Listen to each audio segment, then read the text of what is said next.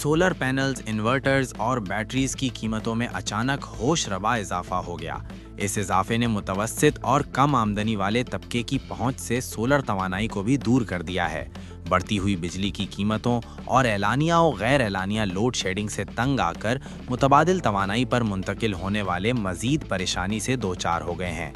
माहिरीन खबरदार कर रहे हैं कि अगर मशरिक़ वुस्ता में कशीदगी बरकरार रही और आलमी मंडी में तेल की कीमतें मज़ीद बढ़ें तो पाकिस्तान में तवानाई बहरान शिद्दत इख्तियार कर सकता है, जिससे अवाम की क़ुव्वत ख़रीद मज़ीद मुतासिर होगी।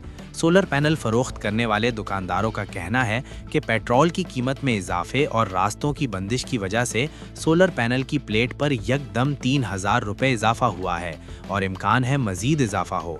मशरिक़ वुस्ता की कशीदा सूरत हाल के बायस दरामदात मुतासिर होने से सोलर की कीमतों में नुमाया इजाफा हुआ है। ताहम इस इजाफे का दुकानदारों को कोई फ़ायदा नहीं हो रहा, क्योंकि बाज़ारों में क़ुव्वत ख़रीद जवाब देने के बायस गाहक ही गायब हैं। जंग से पहले काम अच्छा था, लेकिन अब कम हो गया है। इसकी बड़ी वजह यह है कि एक एक पैनल पर हज़ारों रुपए का फ़र्क आ गया है। पीछे से पेट्रोल महंगा हो रहा है और रास्तों का भी इशू है, जो हालात चल रहे हैं इस वजह से। पेट्रोल की वजह से तकरीबन पर पीस में 1200 रुपए का महंगाई का चांस बढ़ जाता है। जो पेट्रोल महंगा होता है वो तो आम को भी नुकसान होता है। जितना पेट्रोल महंगा होता है, हर चीज़ जो खाने की चीज़ है या जो इस्तेमाल की चीज़ें वो तो महंगी हो जाती है।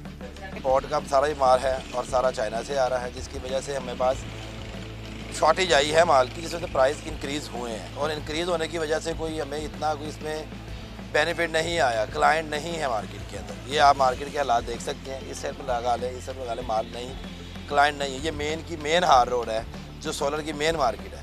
यहाँ पर क्लाइंट नहीं है तो अंदर बेचारे के उनके पास क्लाइंट होंगे।